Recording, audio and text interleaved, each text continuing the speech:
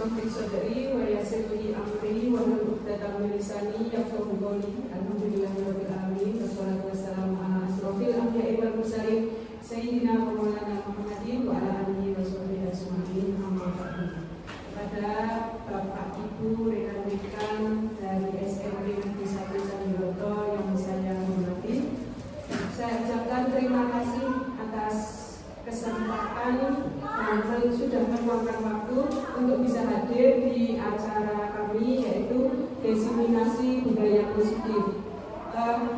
Tak lupa juga kita panjatkan sholawat serta salam kepada junjungan kita Nabi Agung Muhammad Sallallahu Alaihi Wasallam, yang mana suatu hari nanti kita akan mengharapkan syafaatnya.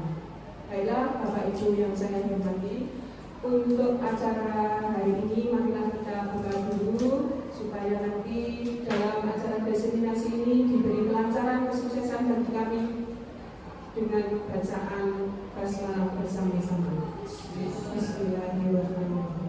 Terima kasih atas bacaannya, semoga nanti diberikan kelancaran. Acara yang kedua yaitu langsung inti dari Bapak Widi Prasetyo dan nanti dilanjutkan oleh saya sendiri baru saya. Kepada Bapak Widi, waktu kami persilakan. Assalamualaikum warahmatullahi wabarakatuh. Saya ucapkan terima kasih kepada Bapak Ibu semuanya di hari Selasa ini. Walaupun Bapak Ibu banyak aktivitas dan capek, saya ucapkan terima kasih juga kepada kesempatannya pada saya dan Bu Ibu untuk mempresentasikan hasil mengenai diseminasi budaya positif. Lanjut Bu Ibu.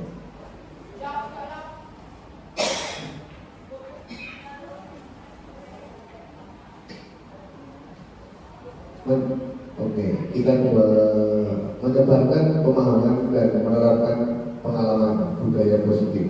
Itu kita akan berkolaborasi atau menyampaikan sedikit mengenai budaya positif yang telah kami terima dari Kejutan Kata 9. Budaya positif pastinya adalah hal-hal yang menarik yang harus kita sampaikan kepada Bapak Ibu guru semuanya.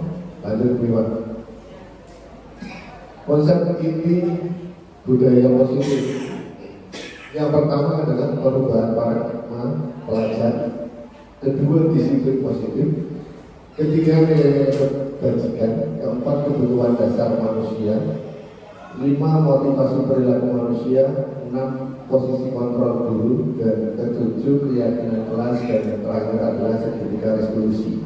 Di situ ada 8 yang harus kita pahami, satu persatu akan kita bedah 1 sampai 8. Lanjut. Pembelajaran dengan paradigma baru. Pembelajaran dengan paradigma baru merupakan pembelajaran yang dirancang berdasarkan prinsip pembelajaran berdiferensiasi, sehingga para peserta didik belajar sesuai dengan kebutuhan berdasarkan tahap perkembangan sesuai teori psikologi modern untuk mewujudkan pembelajaran pembelajaran Pancasila. Paradigma adalah pendapat.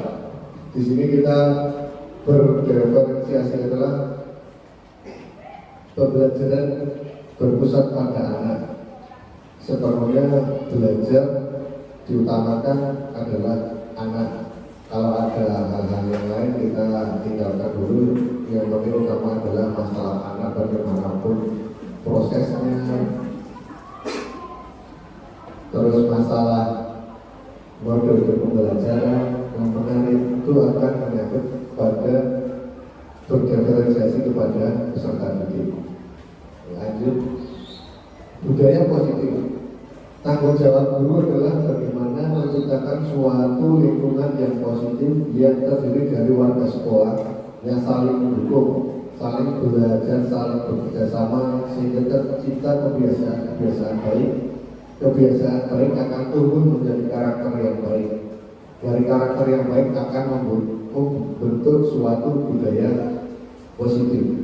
Budaya positif artinya kita harus ditumbuhkan, dirangsang anak-anak kita untuk selalu berperilaku baik agar menjadi karakter yang positif juga. Mari berdiskusi budaya positif. Pertama, apa pentingnya menciptakan suasana positif di lingkungan sekolah?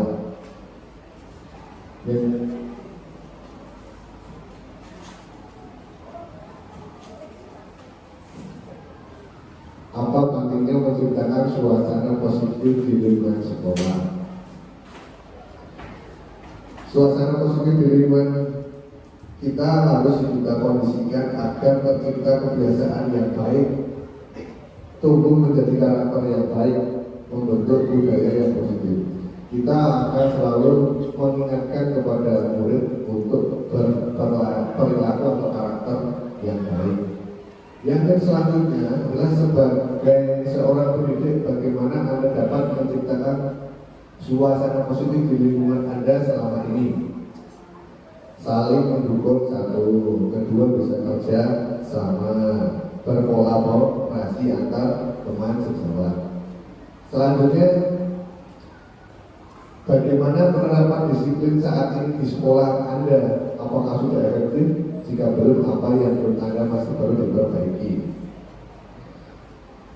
Adalah membuat kesepakatan kelas. Ini yang harus kita segera membuat adalah kesepakatan kelas, yaitu seperti jenis peraturan, larangan yang harus kita sepakati di tiap-tiap kelas. Selanjutnya adalah kita harus bisa menyelesaikan dengan perumusan segitiga restitusi yang nanti kita akan bahas yang selanjutnya. Kepalan tangan. Nah, ini misalnya, apakah Anda atau teman Anda mau buka kepalan tangan? Ini misalnya kita ada punya segenggam emas atau makanan, kita kepal di tangan kita, terus ada orang lain yang ingin merebut atau meminta. Pastinya orang yang ingin merebut pasti berusaha sekeras mungkin untuk bisa membuka kepala tangannya. Itu dengan teori apapun harus bisa melepas kepala tangan. Tapi siapa yang mengepal itu tadi, itu belum tentu bisa dilepaskan karena tergantung siapa orang yang memegang emas tersebut kepalanya. Bukan orang lain yang membukanya.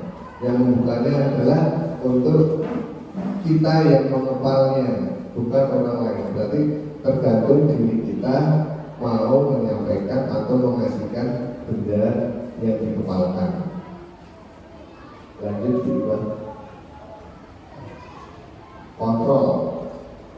Ilusi guru mengontrol murid. Pada dasarnya kita dapat memaksa murid untuk berbuat sesuatu jika murid tersebut memiliki untuk tidak melakukannya. Kedua, ilusi bahwa semua penguatan positif, efektif, dan bermanfaat. Segala usaha untuk mempengaruhi murid agar mengurangi perilaku tertentu. Selanjutnya, ilusi bahwa kritik dan membuat orang merasa bersalah dapat menguatkan karakter. Menggunakan kritik dan saran bersalah untuk mengontrol murid menuju identitas gagal. Selanjutnya, ilusi bahwa orang dewasa memiliki hak untuk memaksa. Perilaku memaksa tidak akan efektif dalam jangka waktu lama. Misalnya kita dalam mengajar, kadang-kadang kita memaksa anak. Itu karena kita posisikan diri kita adalah orang dewasa. Itu tidak efektif dalam jangka waktu lama. Anak itu pastinya akan mengulangi perbuatan yang sama kembali. Maka kita harus punya kontrol yang baik biar bisa mengendalikan anak seutuhnya. Disiplin. Ketika mendengar kata disiplin, apa yang terbayangkan di benak Anda? Apa yang terlintas di pikiran Anda? Apa sesungguhnya arti dari disiplin itu sendiri? Apa kaitannya dengan nilai-nilai kebijakan? Mari kita bahas makna disiplin itu sendiri. Disiplin menciptakan lingkungan positif. Salah satu strategi yang perlu kita tinjau kembali adalah penerapan disiplin di sekolah kita. Apakah telah efektif? Apa masih perlu ditinjau? Pastinya disiplin yang kita terapkan pastinya untuk guru semuanya sudah menerapkan prinsip disiplin itu kepada anak-anak kita, anak-anak didik kita, selalu mengajarkan, mengarahkan biar punya perilaku yang baik. Kebanyakan orang akan menghubungkan kata disiplin dengan kata tertib, teratur, dan kepatuhan peraturan.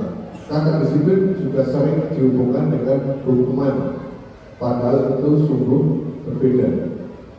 Karena belajar tentang disiplin positif tidak harus dengan memberi hukuman.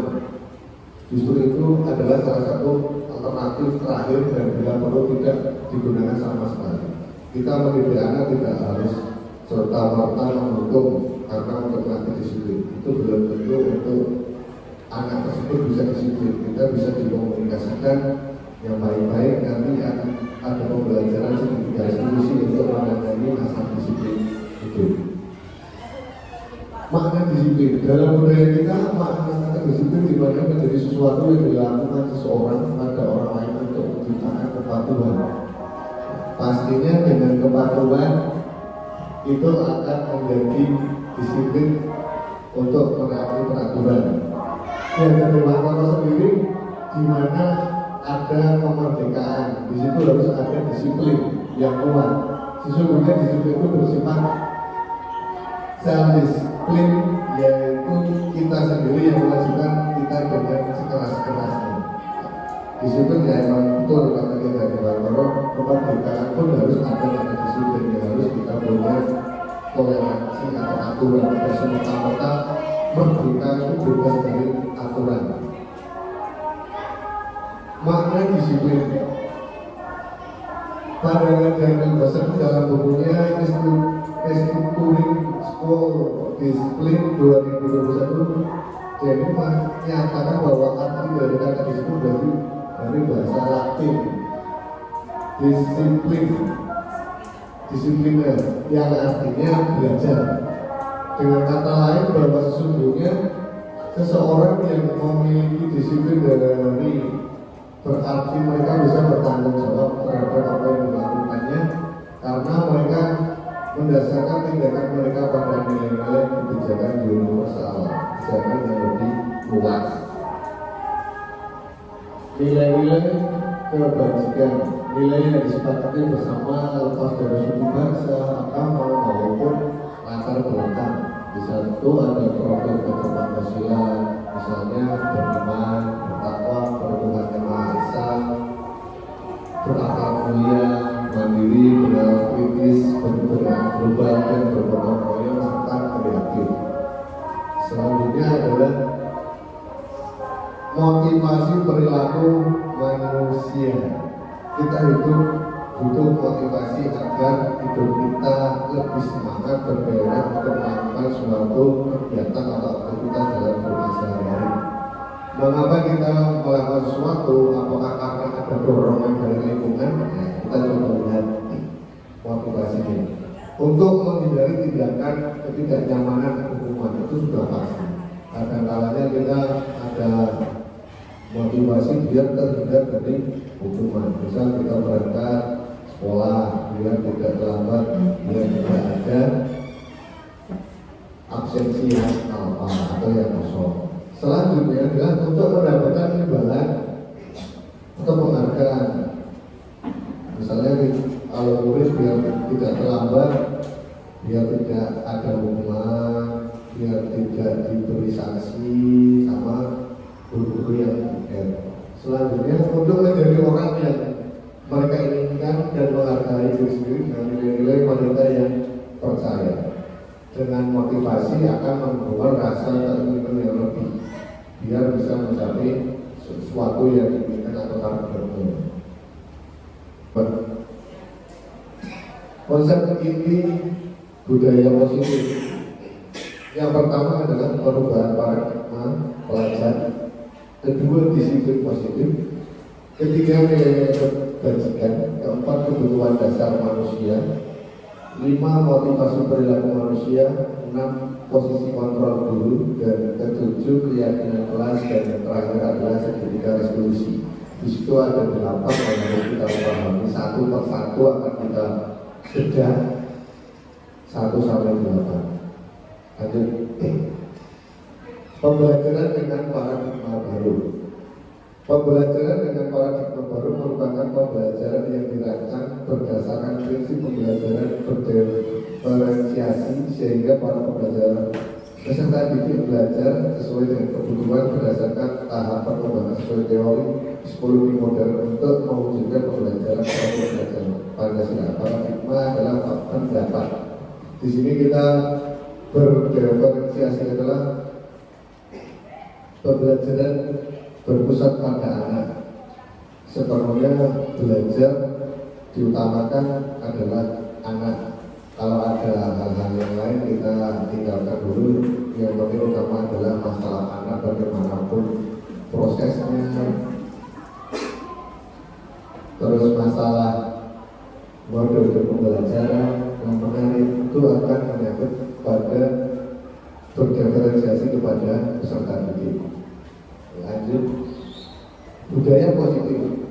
Tanggung jawab guru adalah bagaimana menciptakan suatu lingkungan yang positif yang terdiri dari warga sekolah yang saling mendukung, saling belajar, saling bekerja sama sehingga tercipta kebiasaan baik. Kebiasaan baik akan tumbuh menjadi karakter yang baik. Dari karakter yang baik akan membentuk suatu budaya positif. Budaya positif artinya kita harus ditumbuhkan, dirangsang anak-anak kita untuk selalu berperilaku baik agar menjadi karakter yang positif juga. Mari berisi budaya positif. Pertama, apa pentingnya menciptakan suasana positif di lingkungan sekolah?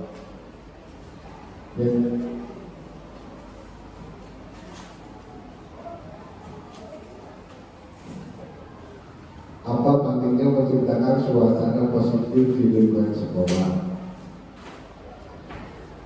Suasana positif di lingkungan kita harus kita kondisikan agar tercipta kebiasaan yang baik, tumbuh menjadi karakter yang baik, membentuk budaya yang positif. Kita akan selalu mengingatkan kepada murid untuk berperilaku atau karakter yang baik. Yang selanjutnya adalah sebagai seorang pendidik, bagaimana Anda dapat menciptakan suasana positif di lingkungan Anda selama ini. Saling mendukung satu, kedua bisa kerja sama, berkolaborasi antar teman sejawat. Selanjutnya, bagaimana penerapan disiplin saat ini di sekolah Anda? Apakah sudah efektif? Jika belum, apa yang menurut Anda masih perlu diperbaiki? Adalah membuat kesepakatan kelas. Ini yang harus kita segera membuat adalah kesepakatan kelas, yaitu seperti jenis peraturan, larangan yang harus kita sepakati di tiap-tiap kelas.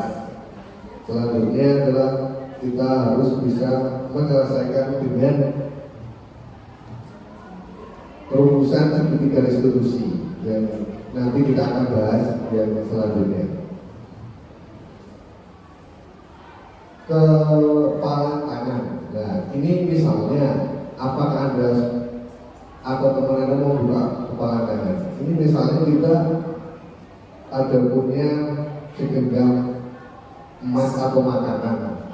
Kita kepal di tangan kita, terus ada orang lain yang ingin merebut atau meminta. Pastinya orang yang ingin merebut pasti berusaha sekeras mungkin untuk bisa membuka kepala tangannya.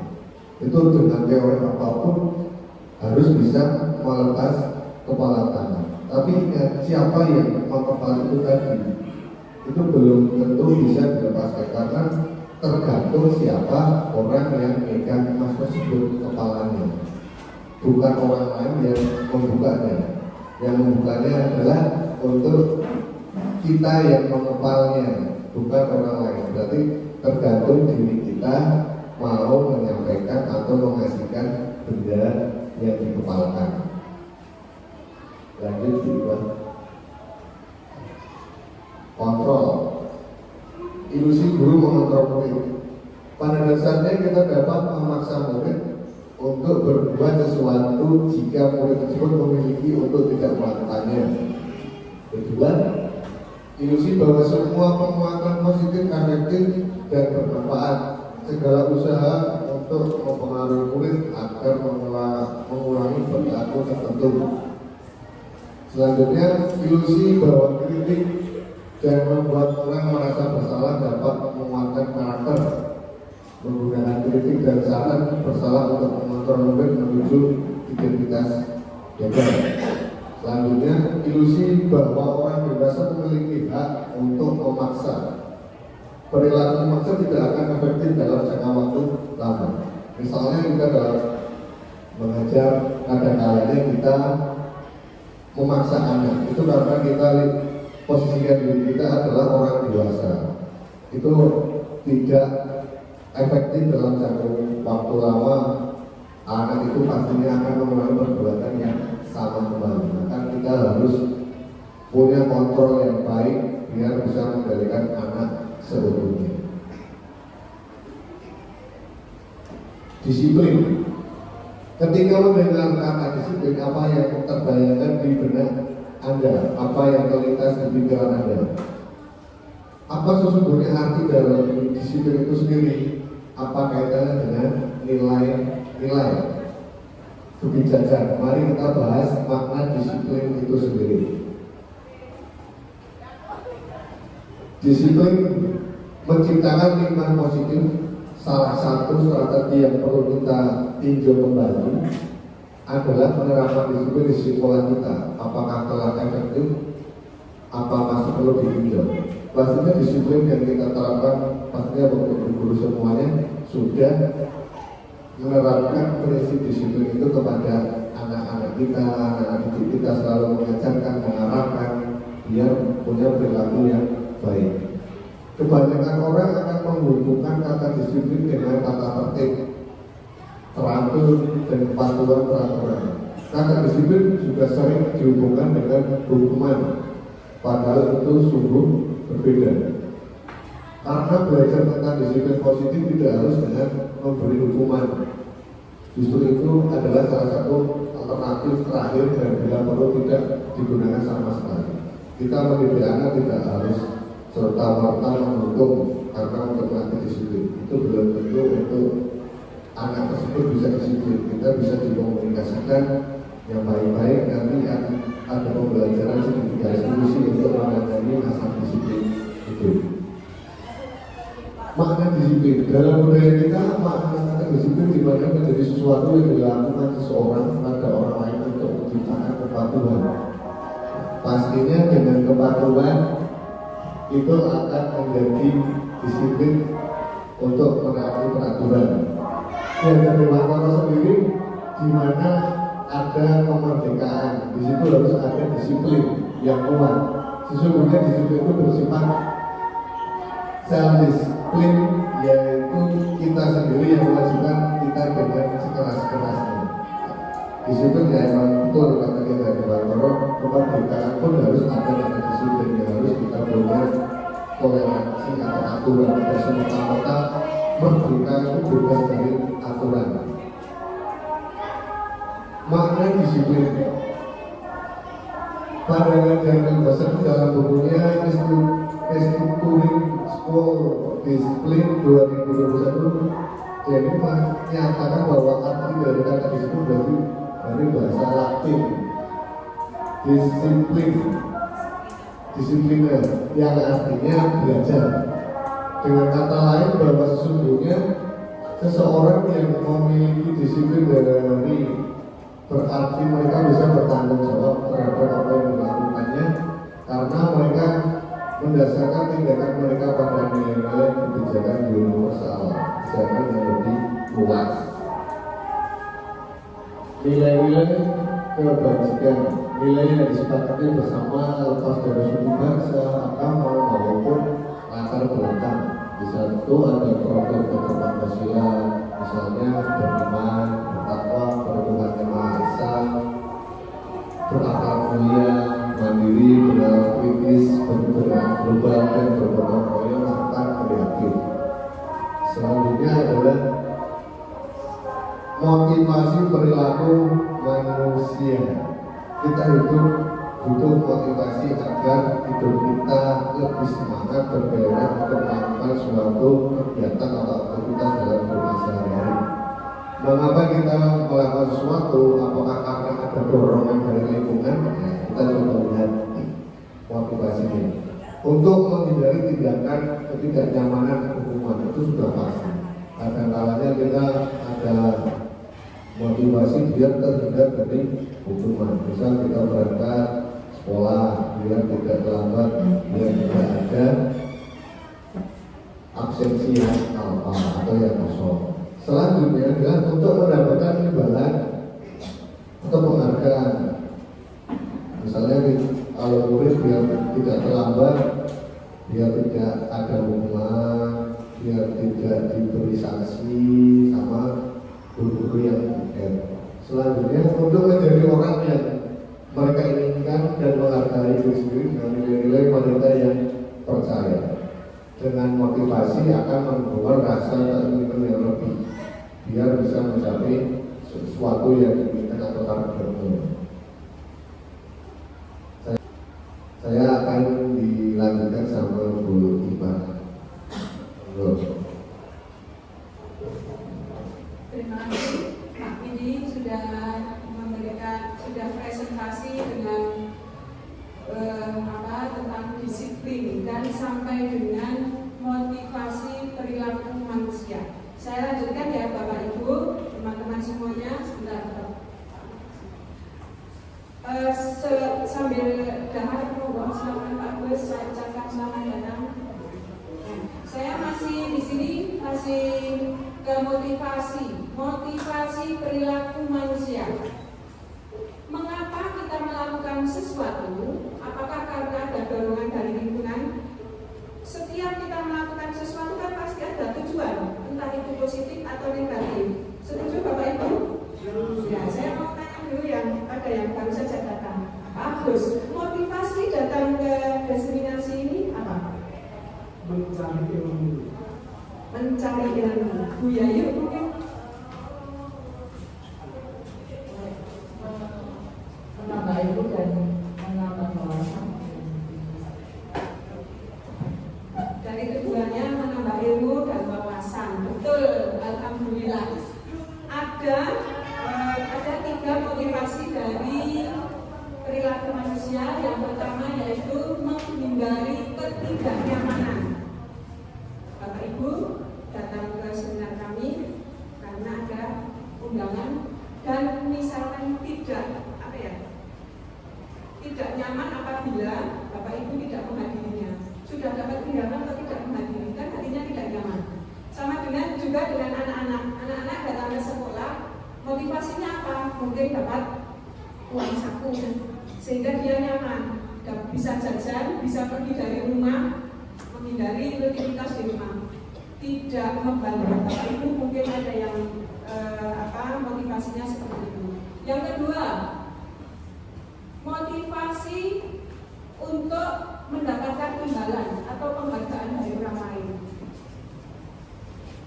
Ada ya, kenapa anak-anak melakukan seperti itu, misalnya kenapa anak-anak mengerjakan PR, kenapa anak-anak harus berseragam, itu ada karena ada penghargaan dari orang lain, mungkin dapat souvenir atau bagaimana. Atau mungkin kenapa saya diseminasi di sini, mungkin ada penghargaan dari BPDP, sehingga saya harus membuat seminar seperti ini. Terus yang ketiga, kenapa motivasi perilaku manusia yang ketiga yaitu untuk menjadi orang yang mereka inginkan dan menghargai dirinya sendiri dengan nilai yang mereka percaya. Kenapa motivasi yang ketiga ini yang paling bagus ya, menjadi orang yang mereka inginkan. Misalnya kita, kenapa mengajar? Motivasinya apa? Ya kita punya harga diri, menghargai kita sendiri, kita punya nilai bahwa kita di hadapan siswa itu sebagai teladan. Jangan sampai kita di depan siswa itu menjadi underestimate ya, yang dinilai negatif. Bapak Ibu guru kosong terus dan lain sebagainya. Ini ada motivasi tertentu. Banyak lagi contoh-contohnya semacam ini. Lanjut Pak Yudi. sekarang sampai ke hukuman dan konsekuensi. Bapak Ibu mungkin pernah mendengar apa yang disebut dengan hukuman, apa yang disebut dengan konsekuensi. Baik, kalau hukuman di sini hukuman bersifat tidak terencana atau tiba-tiba. Anak atau murid tidak tahu apa yang akan terjadi dan tidak dilibatkan dalam membuat hukuman tersebut. Sepihak guru, hukuman bersifat satu arah dari pihak guru yang memberikan, dan murid hanya menerima suatu hukuman tanpa melalui suatu kesepakatan atau pengarahan dari pihak guru, baik sebelum dan sesudahnya. Misalnya anak-anak ada yang terlambat. Kenapa terlambat? Terus Bapak Ibu guru memberi hukuman karena kamu terlambat putar lapangan sebanyak 50 kali sampai ke gosannya. Itu anak spontan. Anak-anak diberi hukuman semacam itu kan dadak ya. Jadi murid tidak siap, dua tidak ada kesepakatan antara guru dan murid. Demikian juga dengan contoh-contoh yang lain. Itu yang disebut dengan hukuman. Ciri-cirinya bagaimana? Anak atau murid tidak tahu apa yang akan terjadi dari hukuman tersebut. Sepihak dari guru saja. Lanjut. Dan yang kedua, apa yang disebut dengan konsekuensi. Konsekuensi yaitu murid tetap dibuat tidak nyaman untuk jangka waktu yang pendek. Konsekuensi biasanya diberikan berdasarkan suatu data yang umumnya dapat diukur. Misalnya, setelah 3 kali tugasnya tidak diselesaikan pada batas waktu yang diberikan, atau murid melakukan kegiatan di luar pembelajaran, misalnya ngobrol dan lain sebagainya, maka murid tersebut akan kehilangan waktu bermain. Misalnya pelajaran IPA, ada PR, dia tidak mengerjakan PR sebanyak 2 kali atau 3 kali, otomatis dia akan akan mendapatkan sanksi, ada yang disebut dengan konsekuensi. Kamu harus mengerjakan yang kemarin tertinggal. Misalnya 3 kali tidak mengerjakan PR, ya 3 kali harus mengganti. Itu yang dinamakan konsekuensi. Guru PJOK, misalnya pelajaran PJOK, dia tidak ikut pelajaran PJOK, hari berikutnya dia dapat konsekuensi, yaitu misalnya push up karena kamu tidak mengikuti pelajaran PJOK, tidak mengikuti pelajaran PJOK selama 2 jam, dia juga dapat sanksi 2 jam sesuai. Antara dia misalnya push up itu kan olahraga, dengan PJOK kan sama, linear. Jadi itu yang dinamakan dengan konsekuensi. Nanti coba sekarang saya mohon Bapak Ibu latihan sedikit ya tentang bedanya konsekuensi dan hukuman.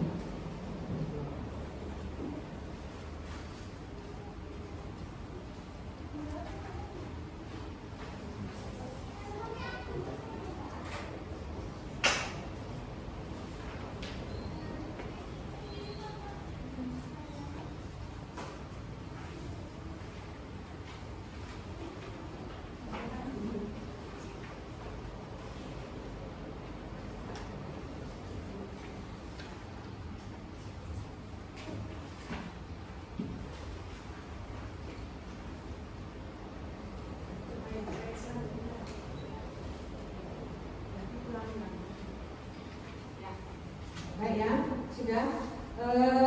Kita lihat hukuman dan atau konsekuensi ini bedanya bagaimana. Kita lihat nomor 1.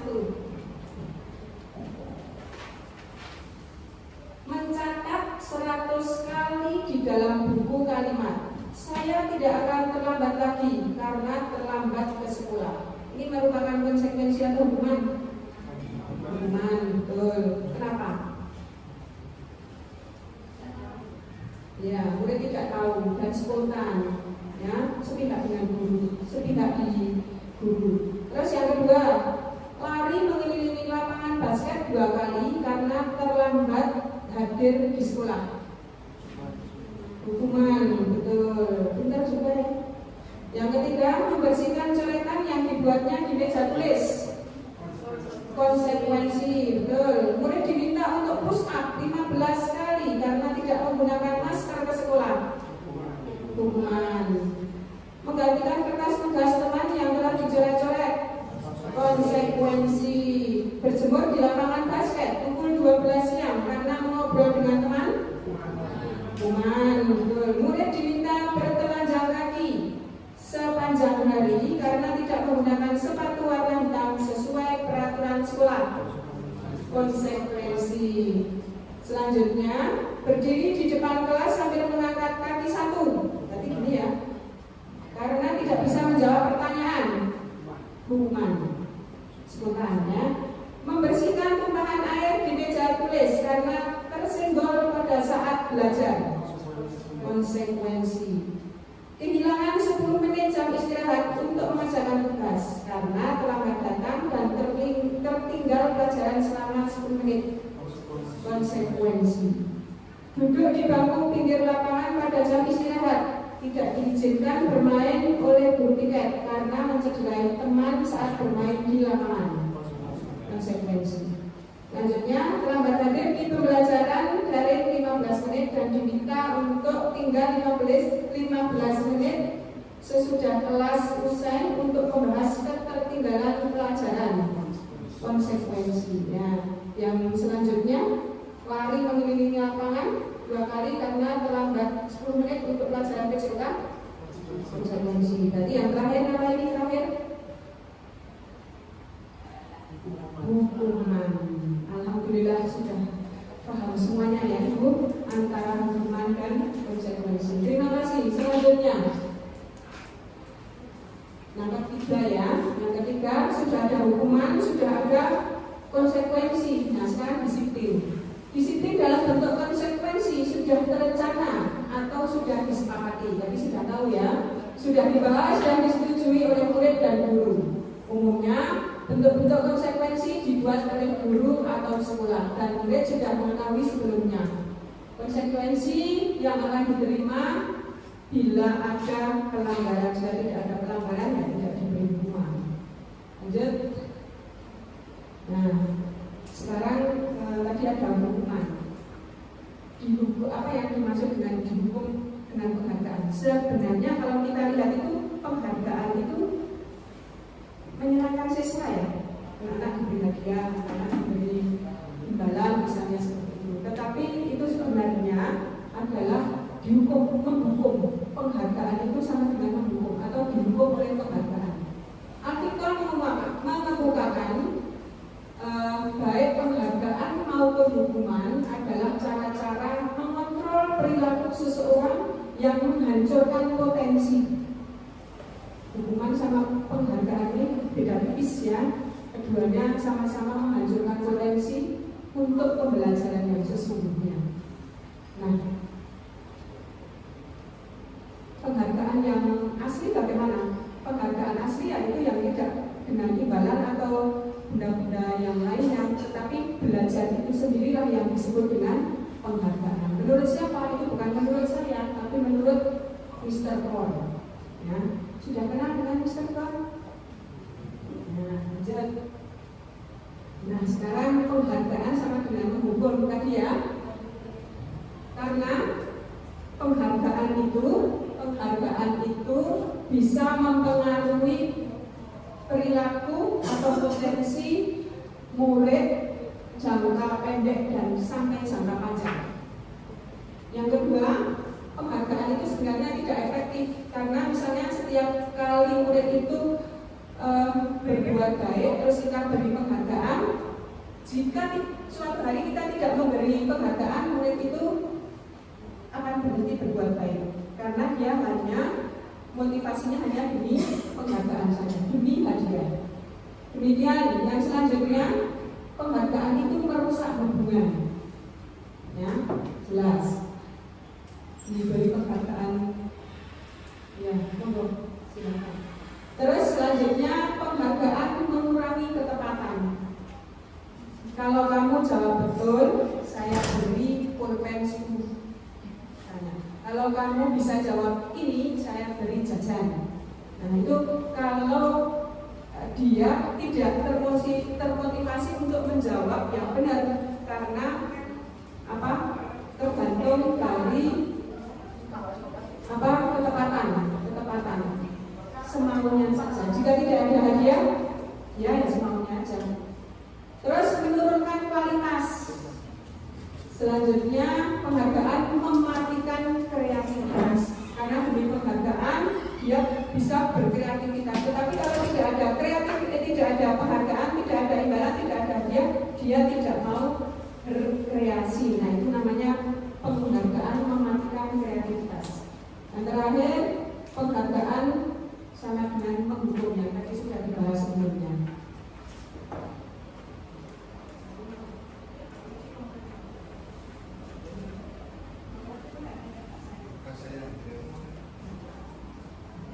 Maaf, saya lanjutkan lagi. Kebutuhan dasar manusia. Manusia hidup itu kan butuh apa yang dia inginkan. Masing-masing manusia kebutuhannya beda-beda. Kita baca di sini. Kebutuhan dasar manusia adalah segala sesuatu yang kita lakukan untuk mendapatkan apa yang dia inginkan. Seluruh tindakan yang kita lakukan memiliki tujuan tertentu. Kenapa Pak Mirdi kok bisa tiap pagi datang ke Candi Roto? Tujuannya apa? Kebutuhannya apa? Kebutuhan manusia sendiri-sendiri ya. Kenapa kita mencari uang? Kenapa Pak petani itu mencangkul sawah? Kenapa Bapak Ibu guru harus menganalisis, menilai dan lain sebagainya? Itu adalah kebutuhan tersendiri, kebutuhan dasar manusia. Lanjut. Nah, ada 5 kebutuhan dasar manusia. Yang pertama yaitu kebutuhan bertahan hidup, survival, semacam kita makan, minum, terus sandang, papan. Nah, itu termasuk survive, ya, bertahan hidup. Terus juga termasuk dari fisiologis, itu dalam dari fisiologis, papan, sandang, pangan, uang, ya, termasuk perumahan dan sebagainya. Terus ada yang dari psikologi. Yang dari psikologi itu dari biologis, yaitu untuk bertahan hidup. Nah, itu kita ada koneksi dengan antar manusia untuk mempertahankan kelanjutan anak turun kita, namanya konektivitas. Yang kedua yaitu kebutuhan dasar manusia, butuh kasih sayang dan rasa diterima. Saya semacam ini, saya butuh diterima dengan Bapak Ibu untuk bisa dari diseminasi. Nah, ini saya punya kebutuhan dasar diterima. Rasa sayang dan diterima di keluarga, ada kasih sayang antara anak dan ibu, antara anak dan bapak, antara suami dan istri, itu secara psikologis, ya. Terus penguasa ingin jadi saya butuh mandiri, saya ingin mengaktualisasikan dirinya. Pak Widi pengen jadi mengaktualisasikan dirinya sebagai librarian atau ahli pustakawan. Demikian juga ibu-ibu dan bapak-bapak yang lain. Itu namanya kebutuhan dasar manusia dari sisi penguasaan. Terus kebebasan. Nah, manusia itu juga butuh bebas. Kadang kita ini pengen healing, pengen piknik, pengen bebas, pengen mandiri, pengen punya pilihan. Aku pengen milih lain. Aku pengen beli baju yang warna merah, aku pengen beli baju yang warna hijau. Saya nggak pengen beli baju dan sebagainya. Itu namanya kebebasan. Yang kedua yaitu kesenangan, fun atau kesenangan itu senang, ya. Kita melakukan atau tujuan bersenang-senang, itu kebutuhan dasar. Nah, dari 5 kebutuhan dasar ini, jika ada satu siswa kita bermasalah, mungkin dia di antara 5 ini tidak terpenuhi. Ya, misalkan kita punya beberapa siswa, ya, mungkin kita belum bisa menangani dengan sebaik mungkin karena mungkin salah satu di antara ini. Wong itu kok dapat balak uang itu namanya mesti salah siji ora terpenuhi. Ya, semacam itu. Kita lihat selanjutnya. Nah, sekarang ini posisi kontrol guru. Kalau tadi kebutuhan hidup, ya, sekarang posisi kontrol guru juga ada 5. Guru sebagai pendukung. Guru seperti ini biasanya atau senantiasa percaya hanya ada satu cara agar pembelajarannya bisa disiplin. Aturan ini video jam itu sanksi atau hukuman semacam itu ya. Itu biasanya kita ini sebagai guru yang semacam ini itu taat aturan, saklek ya, semacam itu biasanya disebut dengan penghukum. Tadi sudah dibahas penghukum seperti apa. Yang kedua, pembuat merasa bersalah. Ada kita pernah ya jadi guru membuat murid itu merasa bersalah. Contohnya gimana? Semakin kok bisa kalau Bu Iva, piye nek ngene Bu Iva juga nyepak kepala sekolah. Nah itu membuat anak merasa bersalah. Ora bisa ngomong, wis nyangoni dan lain sebagainya. Malah nang sekolahan pacaran wae dan lain sebagainya. Nah itu membuat anak merasa bersalah terhadap mereka. Yang selanjutnya, guru sebagai teman, memposisikan dirinya sebagai teman. Bu PR boten tak kata, bukan Pak Agus.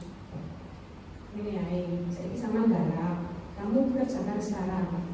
Nanti saya bilang sama Pak Agus, karena kamu terlambat datang ke sekolah atau malamnya kamu baru pulang dari nenekmu yang rumahnya di Blitar. Nah, sekarang belum bisa mengerjakan.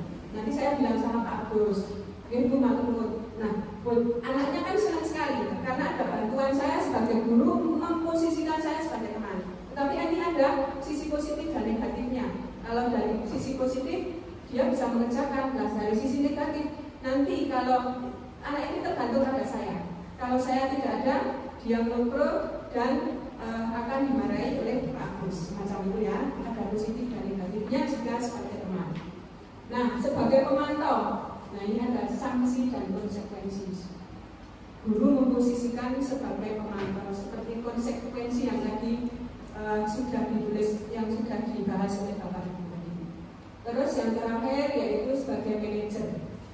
Manajer ini yang manage nanti hubungannya dengan Pak Widi, restitusi. Memanage itu mengatur. Ini ada hubungannya. Nanti sanksi dan hukuman itu yang paling cocok nanti diberikan kepada siswa itu dalam bentuk segitiga restitusi. Jika anak dalam masalah itu nanti dalam manajer. Nah, Bapak Ibu guru diharapkan ketika memproses anak itu diharapkan dalam posisi manajer. Itu diharapkan dan idealnya itu memang harusnya sebagai manajer. Tetapi kadang kita langsung jadi penghukum, berubah jadi macan nomor 1, ya, berubah jadi reok dan lain sebagainya.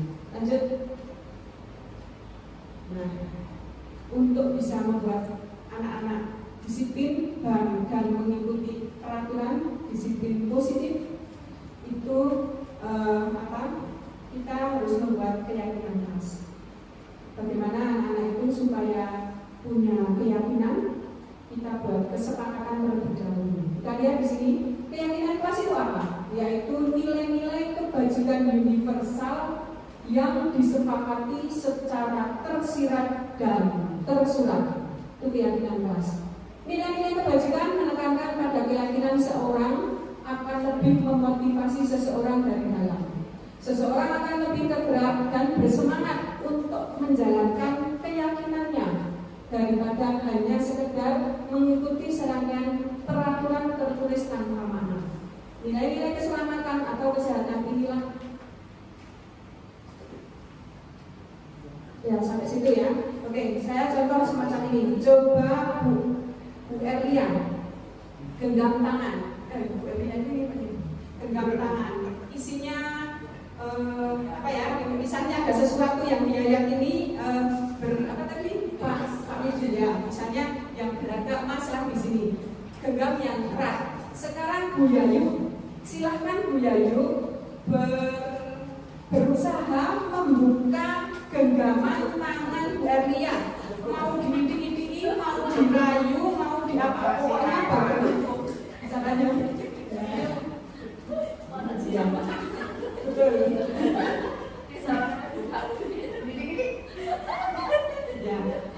Cukup ya. Ini saya tanya sama Bu Erlia, apakah tangan Bu Erlia terbuka?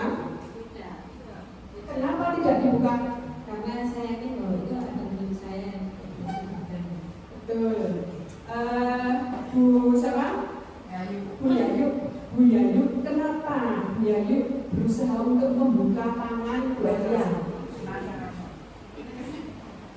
Untuk mengetahui apa isi yang ada di Kepo ya. Iya. Terlalu kepo dengan cara bagaimana mendapatkan. Terima kasih tadi ya, Bu Elia. Bu Elia tidak mau membuka genggamannya dan Bu Yayu berusaha semaksimal mungkin membuka, entah itu dengan rayuan, dengan otot-ototan tadi ya, tapi Bu Elia tetap tidak mau. Nah, siapa yang mengontrol Bu Elia tidak mau membuka genggamannya? Sebenarnya siapa yang mengontrol? Dirinya sendiri, betul. Itu yang disebut dengan keyakinan. Keyakinan, saya yakin. Kenapa saya tidak mau membuka? Karena saya punya tujuan sendiri. Ya. Kenapa Bu Yayu merayu? Karena saya kepo, ingin lihat. Buka dan tidak dibuka itu tergantung keyakinan yang ada pada diri masing-masing. Lanjut. Nah, keyakinan kelas tadi misalnya seperti ini. Anak-anak beda ya dengan kesepakatan ya. Anak-anak membuat kesepakatan kelas. Kalau saya laboratoriumnya di kelas 9E karena saya wali kelas 9E. Jadi ketika saya mau buat budaya positif yang mulai dari yang terkecil, saya buat kesepakatan kelas dulu. Contoh kesepakatan kelas boleh dengan kalimat negatif, misalkan tidak boleh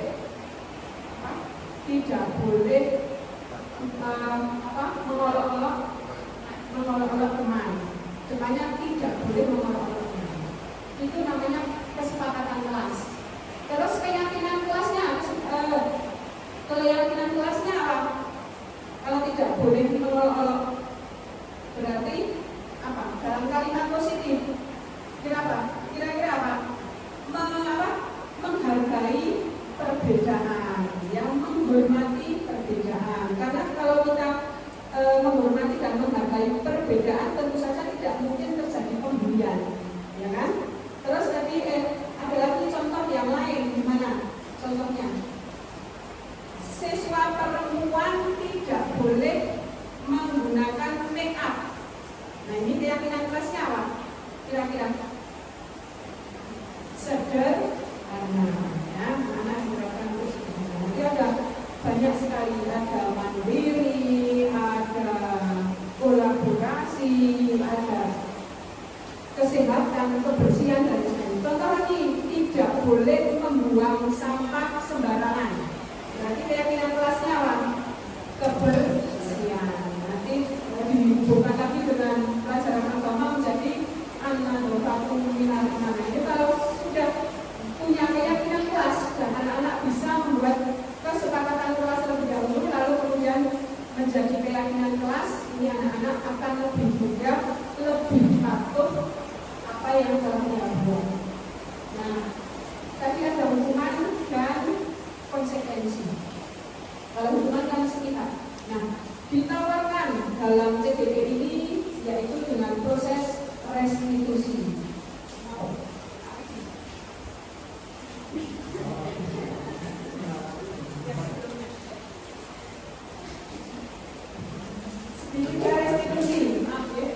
Restitusi sebagai salah satu cara menanamkan disiplin positif pada murid sebagai bagian dari budaya positif, ya.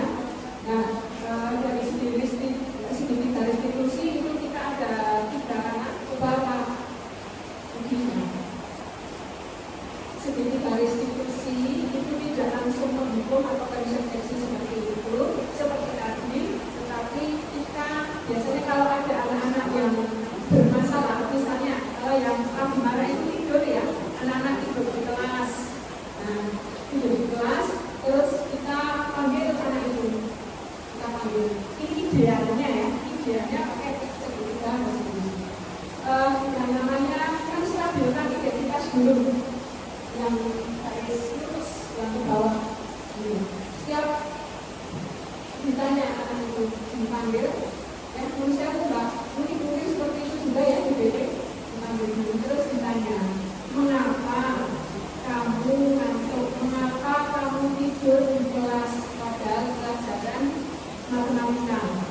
Harusnya kan mikir berat ya, ya, tetapi ini kenapa kamu tidur? Nah ini anak-anak dimintanya dulu distabilkan dulu, biasanya dengan pernyataan seperti ini. Setiap orang pernah melakukan kesalahan. Nek sing jenenge Bu, tadi jenenge wong kita nek ora sempurna Mas, kabeh mesti duwe kesalahan. Manusia itu tidak sempurna. Guru yang manusia juga pernah berbuat salah. Kamu bukan satu-satunya yang pernah melakukan hal tersebut. Dan sebenarnya untuk orang bisa ngantuk, tapi buku juga pernah ngantuk ya dari ya.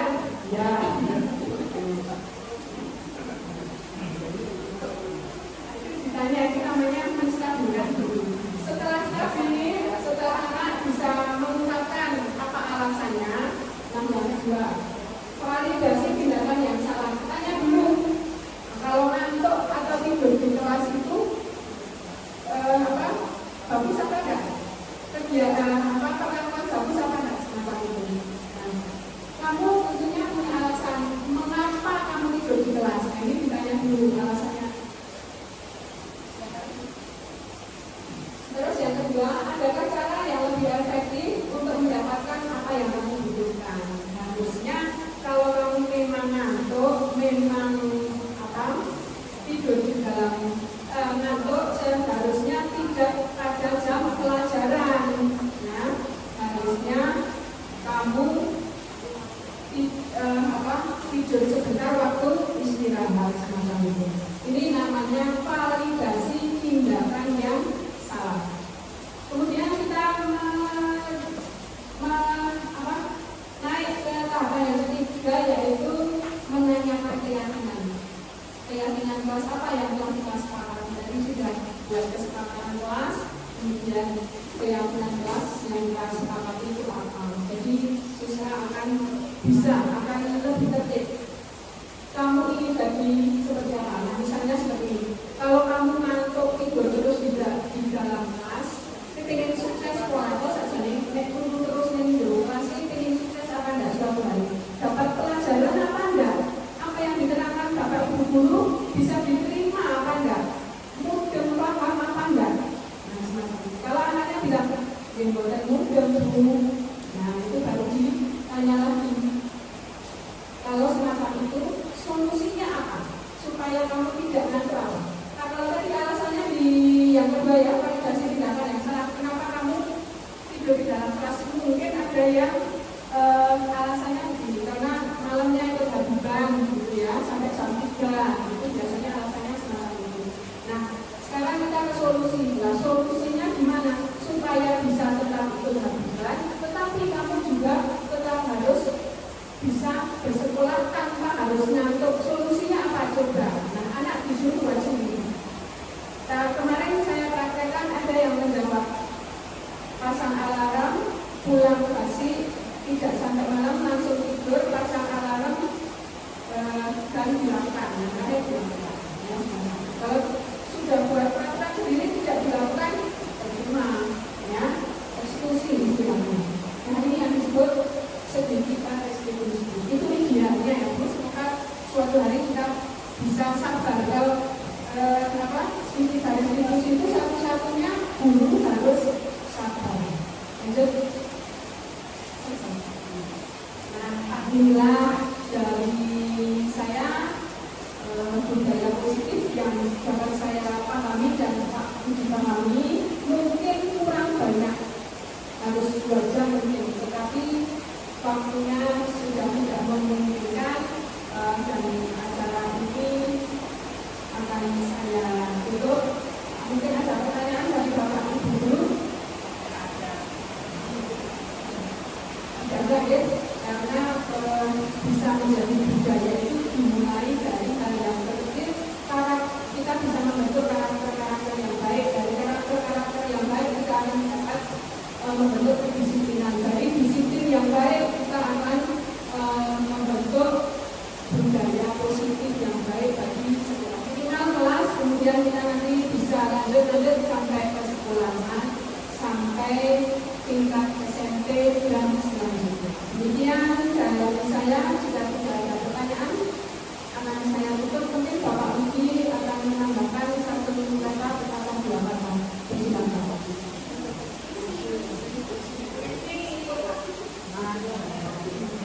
alhamdulillah ini sudah di ujung acara ya, kita nanti karena sudah jam 2.